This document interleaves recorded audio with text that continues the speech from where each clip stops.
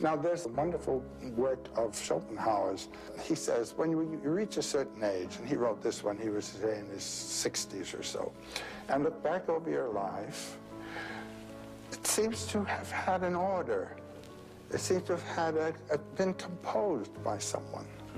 And those events that, when they occurred, seemed merely accidental and occasional and just something that happened, turn out to be the main elements in a consistent plot.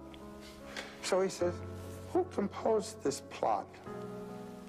And he said, and just as your dreams are composed by an aspect of yourself of which your consciousness is unaware, so your whole life has been composed by the will within you. And then he says, just as those people whom you met by chance became effective agents in the structuring of your life, so you have been an agent in the structuring of other lives. And the whole thing gears together like one big symphony, he says, everything influencing and structuring everything else. And he said, it's as though our lives were the dream of a single dreamer in which all the dream characters are dreaming too. And so everything links to everything else, moved out of the will in nature. It's a beautiful idea. It's an idea that occurs in India in the image of what's called the net of Indra, or the net of gems. It's a net of gems where every gem reflects all the other ones. And they also have the idea of a spontaneous and simultaneous arising. Everything arises in relation to everything else, and so you can't blame anybody for anything. It's all working around. It's a marvelous idea. It's as though there were an intention behind it, and yet it all is by chance.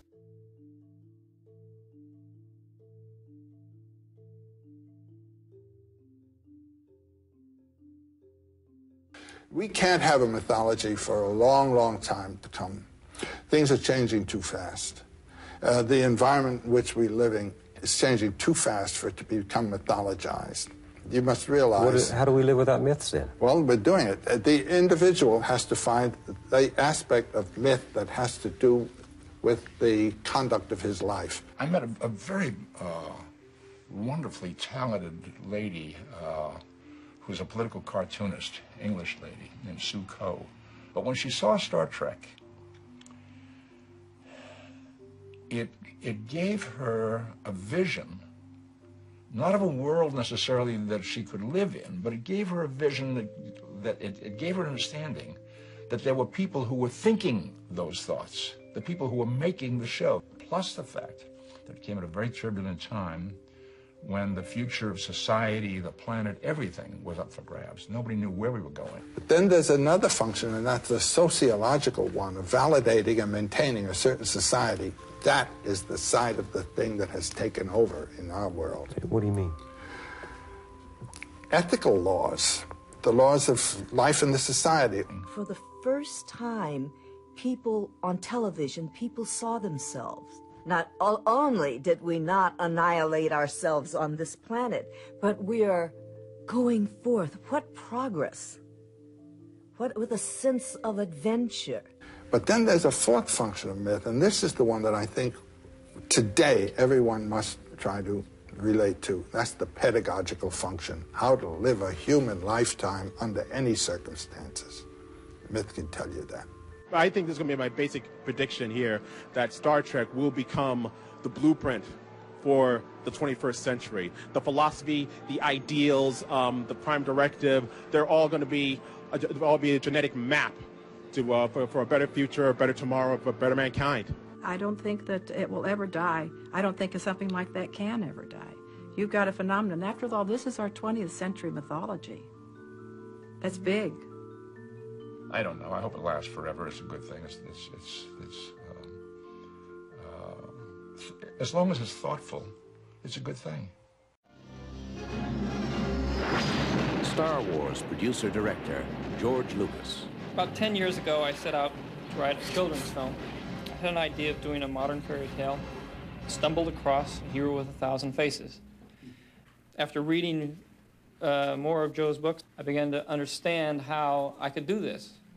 It was a great gift, and a very important moment. If I don't, it's possible that if I hadn't run across that, I would still be writing Star Wars today. There's a wonderful life force that comes through, a wit and charm when Joe speaks, that, as wonderful as the books are, don't capture the man. I just got done watching one of my favorite movies, Star Wars, Episode 3. While watching it, I couldn't help but be drawn into the movie, especially into Luke Skywalker's story. It reminded me a lot of many heroic stories that I've heard before. That's because his journey in Star Wars has been modeled after the same heroic journey that humans have been recounting for thousands of years.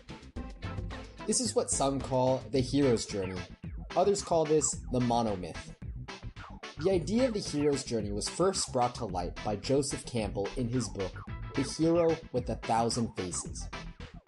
This heroic journey is described by Campbell as when a hero ventures forth from the world of common day into a region of supernatural wonder. Fabulous forces are there encountered, and a decisive victory is won. The hero comes back from this mysterious adventure with the power to bestow boons on his fellow man. I like mining the past, going into the myths, finding modern applications or updating them, and just tapping this resource that mythology and folklore can be.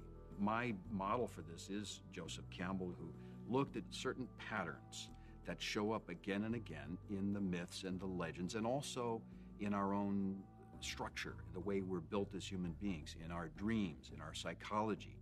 And that leads to the final movement, return, with the elixir. This is a term Campbell used.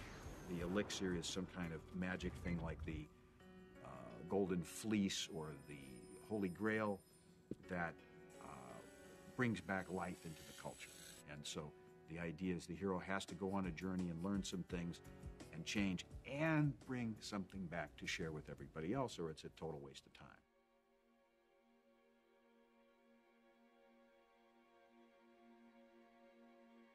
Okay, so I was in the middle of putting together this video here talking about this topic of Indra's net or Indra's web, which, as that clip from the beginning with Joseph Campbell, the author Joseph Campbell, which comes from Hindu, Vedic philosophy. And I had been looking into that because I had come across some other documentary where it was actually talking about, this whole idea of dark matter and dark energy comprising 70% of the Copernican universe, or whatever percentage it is. And of course, it was another one of these New Age documentaries where they're taking elements from Copernican cosmology, the whole heliocentric paradigm, and they themselves are pointing out how it embodies these ancient ideas from mysticism and occultism. Right, this whole idea, so it bleeds back into this whole idea of pantheism or panpsychism, which is becoming increasingly prevalent, even from mainstream figures of scientism. This whole idea of the universe itself being conscious, the universe itself being alive like an organism, and they even show this comparison of, they have this computer simulation of what the dark matter or dark energy would look like if you could actually see it, but of course you can't because it's undetectable, but the math equations tell them that it's there, right? But no, they latch onto it because it's like, it's the nervous system for the universe and everything's connected, and then it of course ties back into quantum physics and all these crazy ideas about everything being quantum entangled, and so everything is connected to everything else, and it's pantheistic monism once again. And so I was in the middle of kind of exploring all this, and then Joseph Campbell, of course, is this author who he's kind of a nexus of a lot of things, where he wrote this book called Hero with a Thousand Faces that was a huge influence on George Lucas and all the stuff about mythology. And of course, mythology is really just sort of this veiled approach of incorporating ideas that come from the mystery schools. But if you just package it as mythology, well, then they're just stories from humanity. And so this whole idea of the hero's journey is something that you come across a lot when you're kind of poking around in esoteric circles, and it's basically this metaphor for the journey, the journey of enlightenment, the journey of discovery, the journey of the mystical truth seeker, and that's why it's so prevalent, and that's why they, it's really why they incorporate it, and of course the fact that it's tied in with Star Wars is not a surprise, right? Because it's all a metaphor for both the individual and humanity as a whole in this quest to face adversity and go through the drama, face the peril, face the danger, learn lessons along the way. It's basically just, it's supposed to be this whole like archetypal representation of what we as people and as a species are going through on our journey towards rediscovering our own divinity, right? And that's what the Mystery Schools is all about. So I'm all like neck deep in this stuff, right? Joseph Campbell was, he was influenced by a number of people, one of them being Carl Jung, who was a total occultist. And that's, again, another, like, all these terms that come from Jungian psychology that are, again, just veiled concepts from the occult. But anyways, so I'm in the middle of all this, right? And then I take a break and pop over and check out the recent Globebusters episode from last weekend.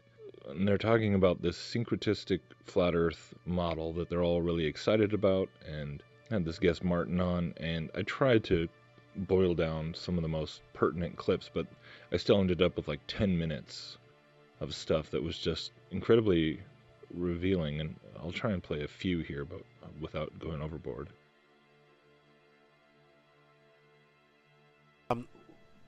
It's very clear that by organizations like the Thunderbolts Project and a very massively growing number of scientists and physicists and electrical engineers that are looking at this going, no, this cannot be the way that this universe is operating. It's a completely different principle, and thus further debunking this whole cosmology, astronomy, astrophysics model, and it's going down. It really is. And it turns out that all of this stuff, the more you apply our modern day knowledge to looking at what you've been looking at, this syncretistic type of method, that maybe the ancients weren't so dumb after all, right? Oh yeah, oh definitely. In fact, I'm absolutely sure that we are backwards. We've gone backwards. So what we're doing, this technology that we're calling technology today, this technology is artificial technology. It's not natural technology. So we're trying to replicate the natural technology of the universe that God created, which you might want to call magic, right? So we've lost that. We've lost those that ancient knowledge of how to use natural states of being to create technologies like levitating stones with sound.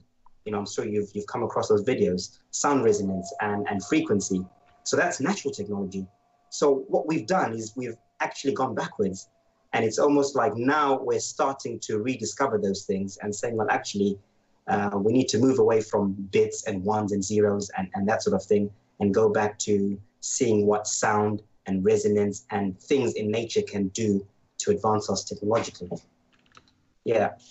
So I would like, hopefully, and I've been lucky enough to grasp this, and I thank so much Santos for helping me see this, because it's opened so many new doors into understanding a lot of these secrets of our universe that otherwise, and a lot of them I can't explain them. I can't, I'm not a scientist, I'm not a smart guy, I'm not a mathematician, I'm not smart in any sense of the word.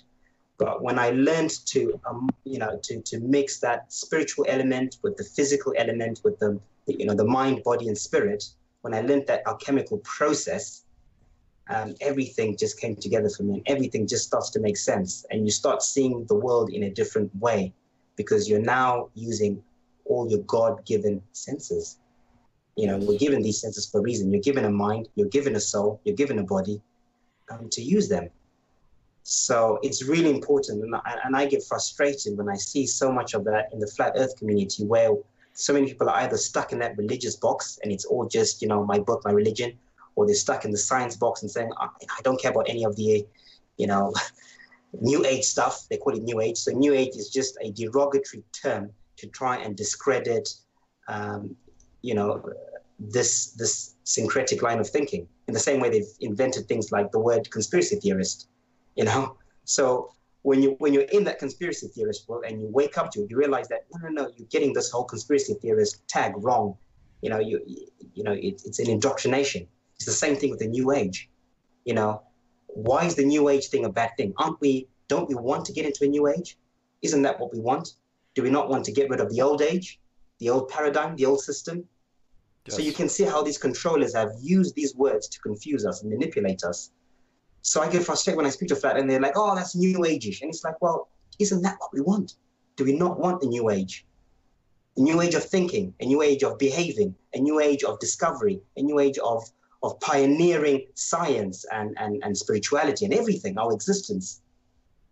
So a lot of these things, I really think they're important that we maybe talk about them a bit more than we give them credit for sure. Yeah, I absolutely totally agree. And I want to drop a comment because I totally agree with Martin, because for me the New Age is the transhumanism, the synthetic drugs, and the NASA style of the universe.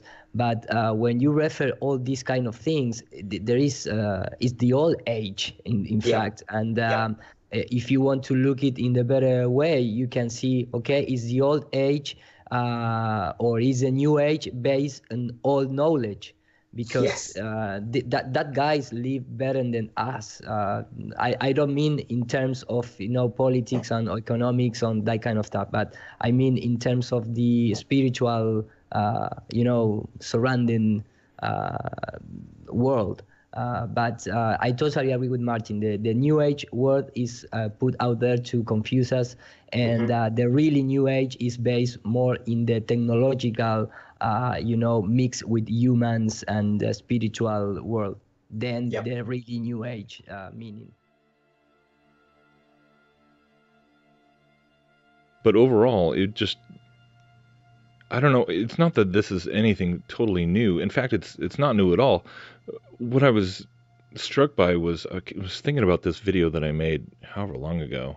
Was it like maybe a year? But, a ways back, I made this video called Flat Earth, the Final Mystery School.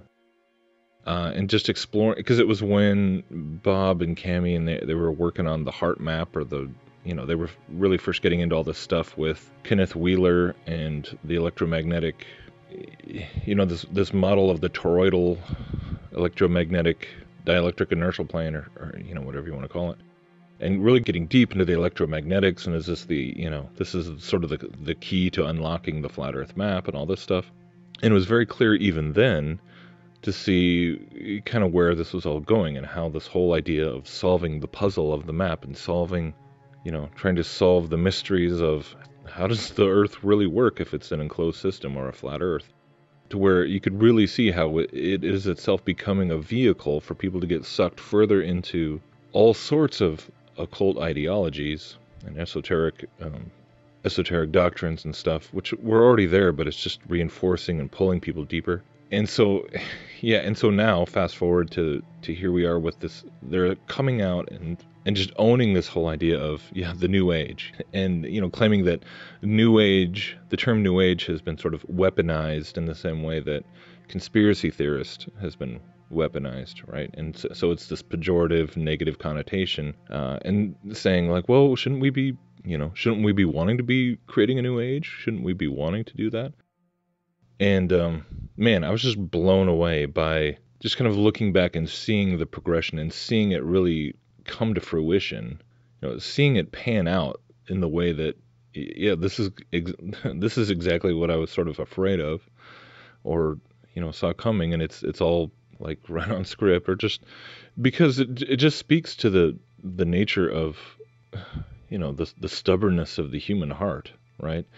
And this argument, there's so many things that could be said about this. I mean, I've been thinking about it nonstop, but really, if you try and like boil it down to what's at the core, like what's really the pivotal argument that they're trying to base so much of this on, that's just so weak.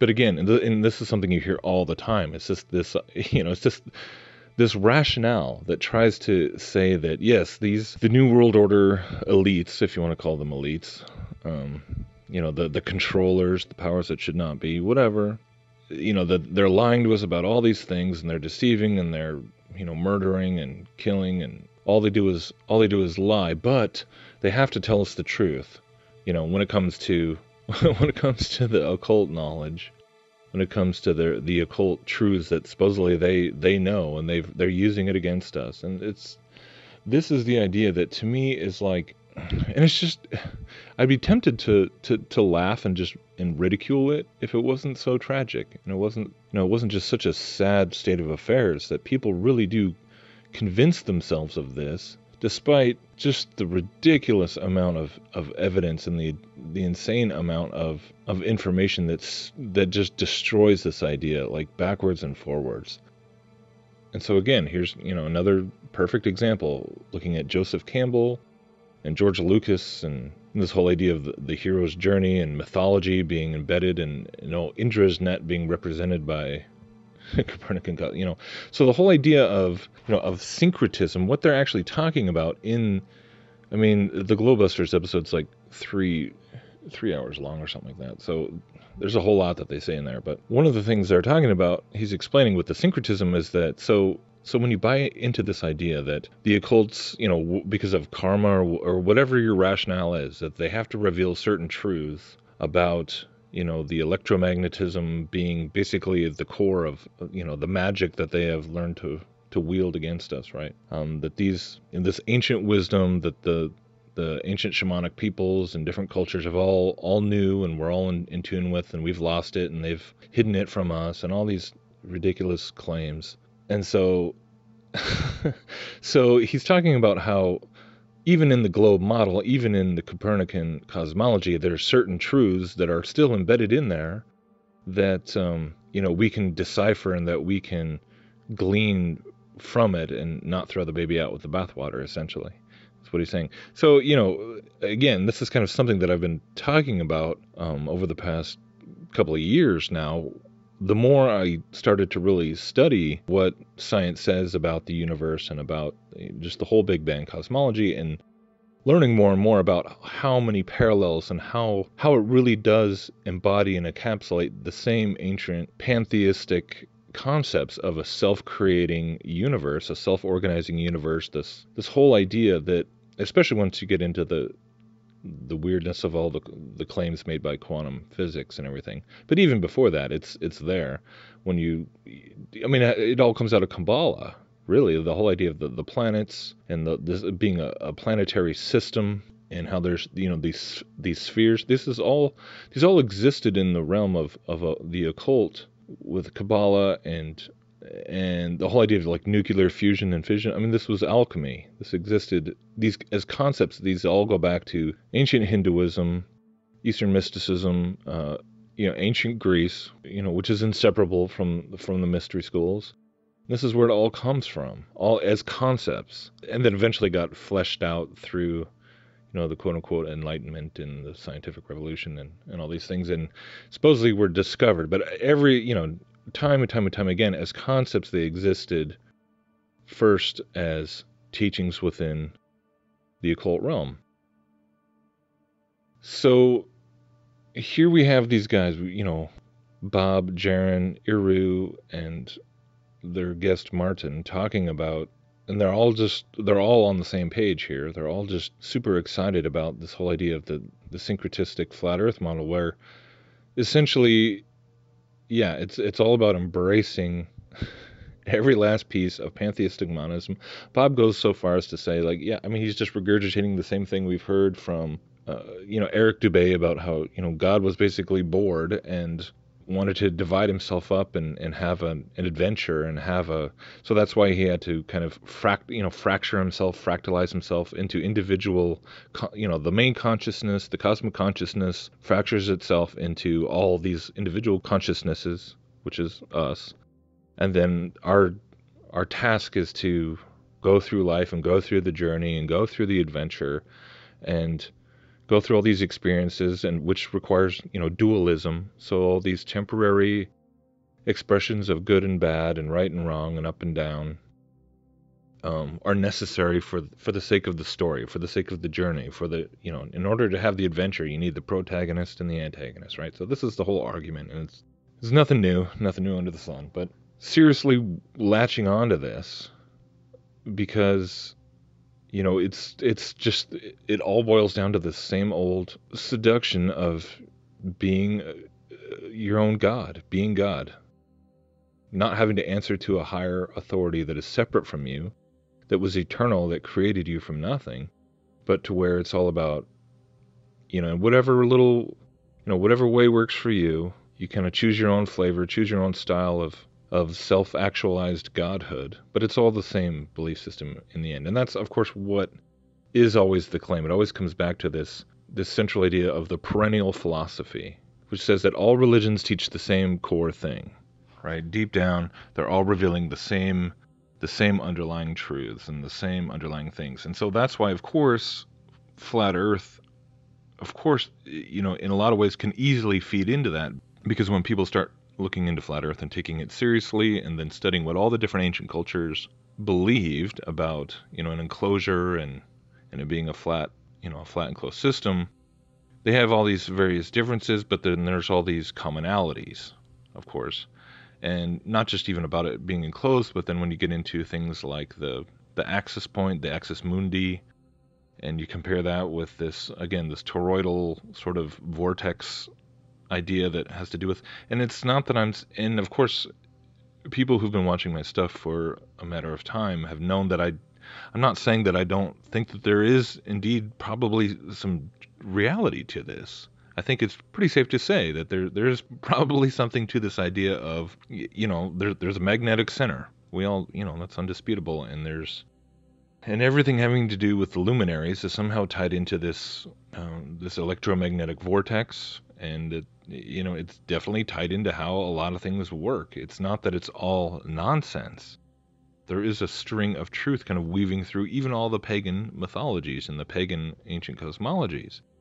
But of course, they're all mixed in with the warped teachings about spirituality and about, what our goal as humans is, and the gods and all these higher celestial powers and all the rest. So just amazing to hear them talking about, well, aren't we supposed to be creating a new age? Isn't that what we're supposed to be doing? And just instantly, it made me think about a conversation I've had with a friend of mine for a long time. It's kind of an ongoing, this idea of the new world order, and I've been meaning to talk about this for a long time, but it just kind of came up now, because everyone agrees that the current new world order, this oppressive, militaristic, materialistic regime, that it's all about war and death and stealing and wealth, and it's sort of viewed as the antithesis of this ideal of true enlightenment and true spirituality, where everyone comes together and we reject all of that and create, create this equitable society where, everyone is accepted and everyone is free, and there's no more central banking system, and there's no more toxic, allopathic, oppressive medical industries, and, all the rest, all Monsanto and all this stuff is a thing of the past, right? This is the real New Age dream, and this is what is so crucial for us to try and to communicate to people who are getting deceived by this whole zeitgeist kind of gospel, really, to where, this is what it's all built around. Is, of course, you don't have to work hard to demonize the current New World Order. Once you learn about it, we all inherently know that it's a bad thing, but then this is what so somehow, the Bible and religion, that's all part of the control program, right? Regardless of the fact that most of those people never pick up the Bible and actually read more than a stray verse here or there and take it out of context and twist it to mean whatever they want it to mean or want it not to mean or whatever.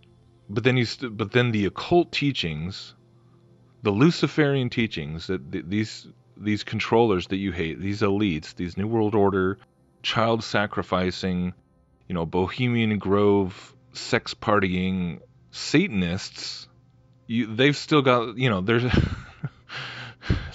we're not going to throw the baby out with the bathwater. We're not going to throw out this esoteric truths that they've been hoarding, and they just don't want to reveal the full secret. They really convince themselves that it's like, oh, well, they're only giving us distorted versions. It's only incomplete. They don't want us to find the full scope of all the ancient mystery school knowledge, because then we'll be able to rise up against them and find our full human potential, and then the real new age will come into being, and the real new age, and they don't even know that they're lockstep with the same ideology, the same anti-Christian, anti-Bible ideology that was being spouted 100 years ago by the Theosophists.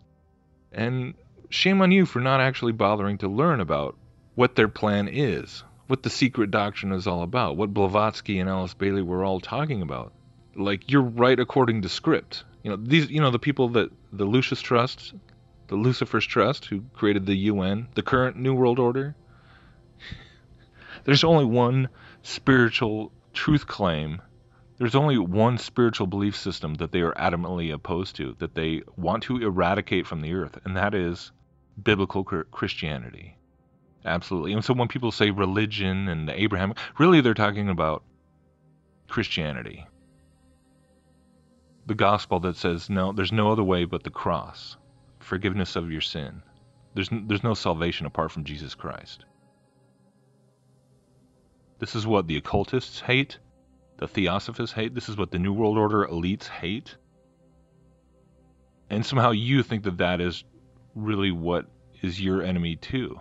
But, going back to Joseph Campbell and the hero's journey, and the hero with 1,000 faces, and it's, it should be plain as day. Like, how many examples do you need to see that, occultism is what is being pushed. These esoteric truths, these supposedly hidden truths, are not being hidden from you. There's this little agenda called the externalization of the hierarchy. Okay, like I said, it was written over 100 years ago. The hierarchy. Who is the hierarchy? Who are the real controllers of this whole oppressive New World Order system? They're not humans. They are spiritual entities, interdimensional entities, ancient spiritual entities. And you have to decide, and if you are in this long enough, you will come to realize that they are real. The more you get into all the esoteric truths, and you start embracing the occult in the New Age, and the reality of a spiritual realm, you will.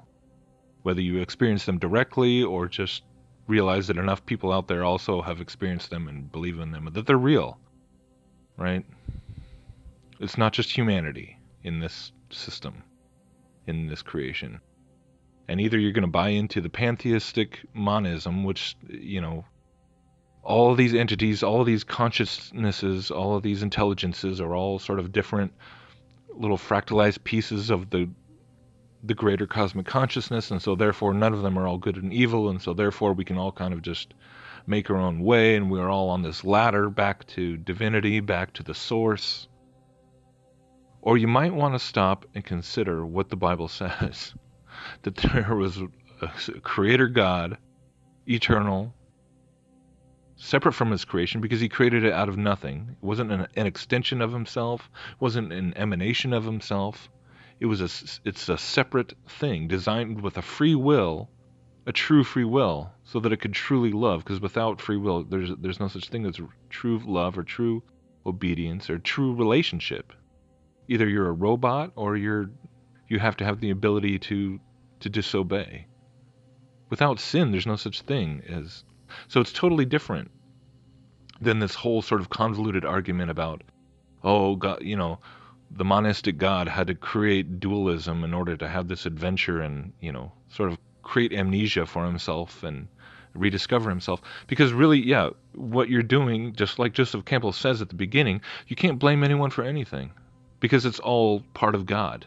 All those New World Order people that you hate now and you want to replace with your real New World Order, the real New Age, you think they've got it wrong. You think that they're messing it up. You're upset because they're lying to you and stealing from you and raping and killing and poisoning and all that. Well, it's all just It's all just part of the dualistic adventure.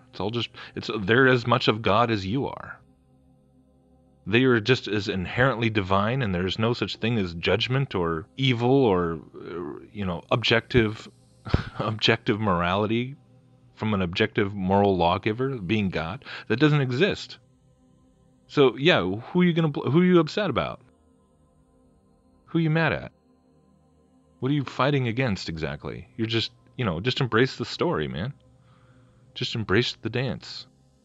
Embrace the temporary dualism, because it's all going to fade away once God sort of pieces them back together again and goes, oh, that was fun. There's no tragedy, there's no loss, there's no real infraction, there's no real sin, there's no real evil.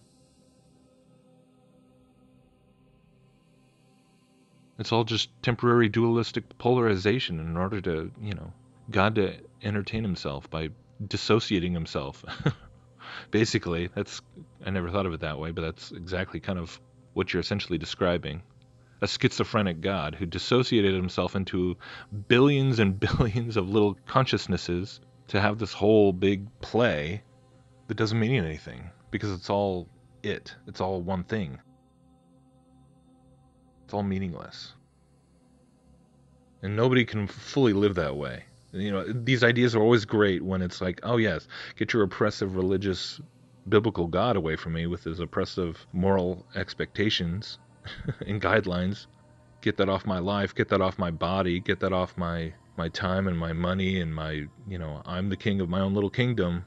I don't need your oppressive savior God who thinks that I need to actually repent and ask for forgiveness. No, I want to be God. That's a great, people love that idea. People love this whole idea of, oh, we're gonna create a utopia. We're all, as soon as we all get our consciousnesses on a higher frequency and get it all figured out, then yeah, it's gonna be heaven on earth, man. You're fooling yourselves. It's foolishness, and it's exactly what you've been taught. This is what and this is what amazes me. It's like, how many times can you show this? One of the earliest videos I made a long time ago was about Star Wars, kind of just showing how, in the whole Star Wars saga, speaking of George Lucas and Joseph Campbell, it all connects again, right? The cosmology and the science fiction propaganda and the spirituality, it's all one message, and it always has been. This is not difficult to show again and again and again. Go back and look at the Star Wars. It's kind of appropriate because, there's the new one coming out in a matter of days, but it's all about the Force and the light and the dark and going back and forth and all these, it's Eastern mysticism repackaged and put in front of billions of people. So anyone who's still trying to act like, oh no, they're trying to steer you away from these ancient occult truths, it's like, get a clue. Get a clue. The pantheistic monism is like everywhere you look. It's not the God of the Bible by any stretch of the imagination. So yeah, I look at this, and especially in the context of, we just had the Flat Earth conference, and 3 out of 4 of the guys in this conversation were there on the stage. Were there being promoted and put up there, and yes, we had Dino come and speak and drop that whole bomb, and I'm still trying to figure out if he's, been extracted from that whole scene, if he's not welcome at, apparently they're doing another one in Texas right next year. They've already got that figured out, and this is again where the whole question of the ecumenical problem, this whole can of worms that it's opened, whether you want to admit it or not. Robbie Davidson, I love you, man, but it's like, are you paying attention? Are you listening to this? Are we seriously going to keep pretending like we can all come under this banner of, flat earth awakening and flat earth realization, and we're going to turn... The reason that these guys are latching on to flat earth and just think that, like, oh, all press is good press, there's no such thing as bad press, let's go talk to the mainstream media, let's just get it out there, we're going to create this tidal wave, and it is continuing to grow because of all the evidence, right? But you have to stop and see, like, for as many people that are coming to the true God through flat earth, people who are finding Jesus Christ, and there are, but then the flip side of that coin is how many people then, Yeah, Flat Earth doesn't create atheists. It creates either Christians or it creates straight up Luciferian occultists. Okay? That's just the reality that we're stuck in the middle of. And it's nothing really new. It's been the same way with the truth movement. It's been the same way with society as a whole. There's two kingdoms. There's God's kingdom and there's Satan's kingdom. The serpent who wears 1,000 faces. The serpent who's implanted his false teachings and his lies through 1,000 different cultures and shamanic traditions and secret societies and mystery schools and enlightened cultures, Islamic mysticism, Chinese mysticism, African tribal shamanism, you name it. All across the flat plane. Different variations of the same underlying thing, and this is what the one world religion is going to be. The syncretized amalgamation of the ancient mysteries, the ancient polytheistic, pantheistic quest for achieving our own divinity, being syncretized with science and with technology and spirit science. They actually talk about spirit science in this discussion. The lines have been drawn. Even if you don't want to draw them, they're being drawn all around you. And at some point, you either have to stand up and speak out and say, no, I can't. The gospel comes first and foremost before cosmology, before, all this interesting research about electromagnetism. And it is, and it's interesting. But if you turn that into the mystery that you're going to unlock, that's going to just open the floodgates and allow the real new age, the real humanistic salvation to occur, the new leap in consciousness for mankind. You've just bought into the same old lie from Genesis 3 that the serpent has been telling ever since. Nothing new under the sun. So our calling is clear. And if you're claiming to promote Flat Earth and promote other Flat Earthers because it points to the creator of the Bible, you can't just keep coming under the banner of, oh, it's a creator, and I know who the creator is, and I'm just going to hope that it rubs off on you. I'm just going to keep partnering with people and inviting them to conferences and be speakers and be, we'll have the Christian stuff over here, and then we'll have the mixed bag stuff over there, and then we'll all just come together. It's foolishness. It's delusional. This is Luciferian doctrine. So hopefully I'm making sense here. I know this is kind of a ramble, but it's getting real. These guys, I love these guys, but they are just so deceived. So smart in so many ways, and yet embracing utter foolishness because apparently it's what their hearts are continuing to choose at this point. And I'm not speaking this to attack people. I'm not saying any of this to attack people. I'm saying use your mind, use reason, but do the research. Don't talk about the Bible if you've never picked it up and actually read it. Don't talk to me about how the Bible really is just, all these guys. They're all basically disciples of Santos Bonacci at this point, preaching his astrotheology garbage, which is nothing new. Everything he's saying has been said before. It's just a rehash of material from Manly P. Hall and scores of other occultists that came before him. Yeah, he's got nothing new that you can't hear anywhere else.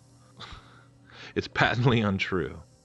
It's patently untrue. All these claims about how the Bible just really teaches the zodiac and it's all just esoteric language for the mystery school.